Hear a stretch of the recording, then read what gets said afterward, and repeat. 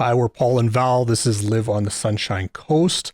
This episode, we want to talk about renting and specifically rental scams on the Sunshine Coast. Rental scams that affect tenants and also landlords. It's a very, very, very tight market right now. As soon as rental properties go up, they're getting snapped up. There's lots of people coming from elsewhere to the coast that they want to be here. And then, of course, there's the people on the coast that have lived here a long time that are kind of just moving from one property to the next. So demand is like through the roof right now. Mm-hmm. And it's tough for people right now. Yep. Making it even tougher are people that want to take advantage of the situation. So that can be people scamming tenants or scamming landlords. And there's two common scams, one that targets tenants and one that targets landlords. And we want to talk about that today and how, whichever camp you fall into, how you can protect yourself from said scam.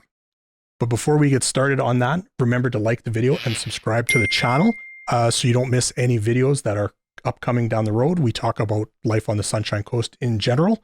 So if you're into that kind of thing, make sure you subscribe for more videos. Even though these scams target tenants and landlords separately, they both start the same way with a fake rental ad. And let's focus on tenants first, how tenants can get scammed and how they can avoid that. All right. Okay. So the first thing that happens is that a fraudulent landlord will post a too good to be true rental ad to, Craigslist or Kijiji or something like that. They'll put some nice pictures of a property on the coast. They'll write a nice description, and typically the rent will be too low.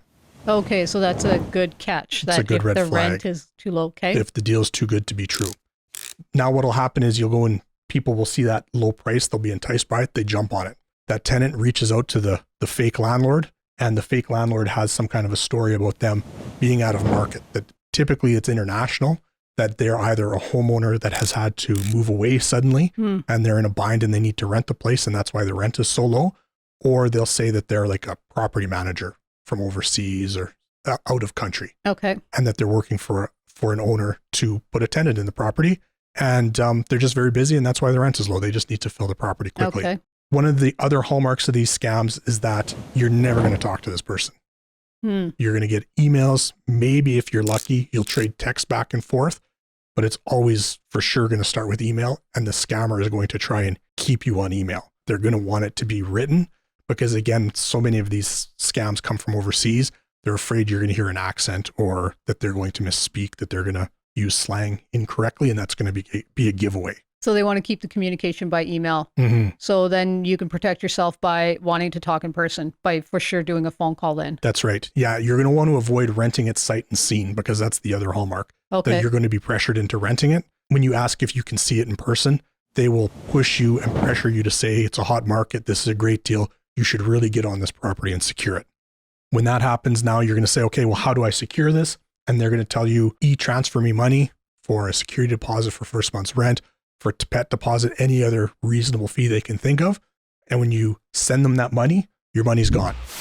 That's it, unfortunately. And they're having that same conversation with 1 or 2 or 10 other tenants in parallel with you. So all of a sudden, if you're thinking, oh, I need $2,000 to move into this property, and they've done this to 10 people, they've made themselves 20 grand that month. Ah. You can also do things that ahead of time, you can do your research that if there's a property address in the listing, you can Google that address and see if it actually exists, or if the address that is at that property matches. So maybe there's an address for like a townhouse online, but when you Google it, a house comes up. Mm-hmm. So then that's a red flag that there's something wrong Right. there. This type of scam is especially effective for a market as hot as the Sunshine Coast right now, because there's so much demand that you want to move forward as quickly as you can with something. And when you're in a rush, you're not maybe making really good decisions. You've maybe missed out on 2 or 3 properties and you're in a little bit of a panic to find a place. So that lends you to saying, okay, I need to take action on this quickly. And that really plays into this scammer's hands. To recap, you want to try and get somebody on the phone, talk to them. You want to for sure see the property in person. Ideally, you're going to see the landlord in person, and you're not going to send money until you've seen the property. You see that it exists, that you get a good feeling about who's at that property. Okay. Anything like that, that's a good way to know that your security deposit and your first month's rent and everything else is going to go away if you skip those steps. So that's the tenant being scammed. And how do landlords get scammed at this time? Landlords, it's basically the inverse of that. So where tenants have to look out for a fake landlord, the landlord has to look out for fake tenants. This one's a little more involved, but it still can be devastating to a landlord that gets caught up in it. What'll happen is that a legitimate landlord on the Sunshine Coast will go and post an ad and say that they're looking for a tenant. And then somebody will reach out to them and have this same story that they're from out of the country, they're from far away, they're from overseas, and they're being relocated to Canada for work. Okay, and their boss is possibly even paying for the relocation? Exactly. That's that's what this fake tenant is going to tell the real landlord, is that they're being relocated and their company is going to pay for it. They'll say they're very interested in the property and they want this property. They have no problem paying the rent and any other fee that goes along with it to make sure they can secure it, but they're going to ask for a favor at the same time.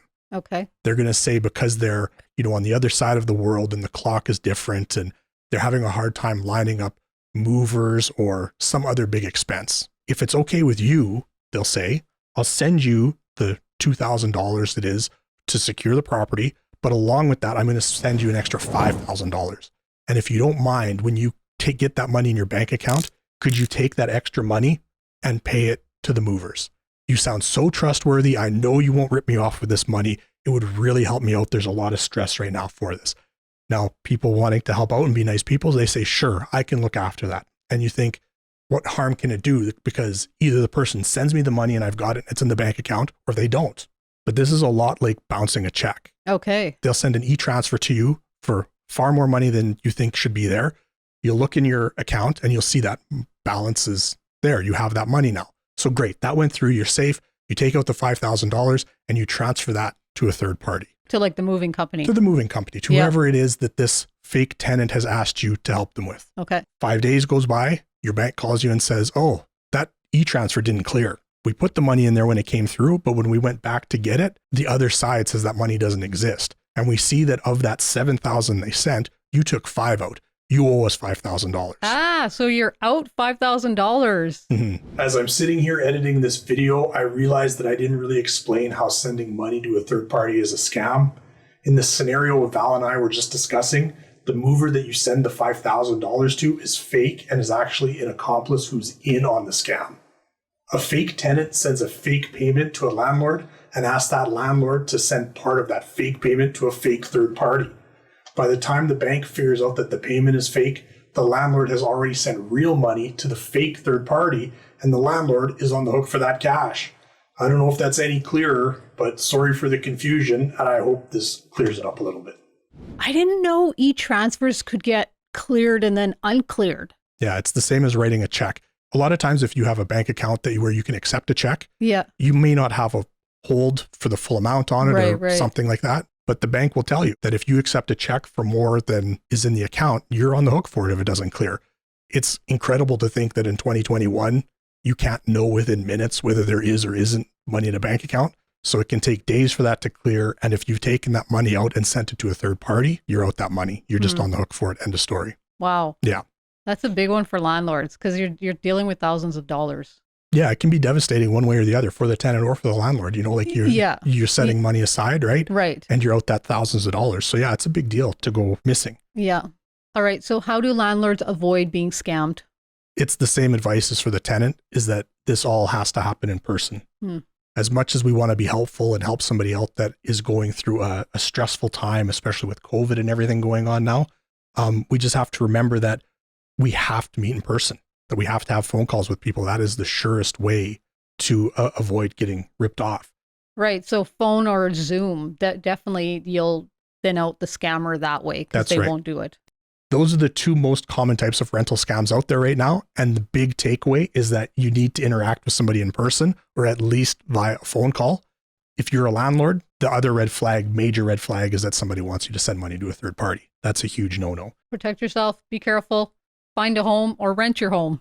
If this video was interesting to you or you thought it brought you value, maybe we could convince you to give it a like and subscribe to the channel if you're into this kind of stuff. And thanks for watching, and we'll see you in an upcoming video.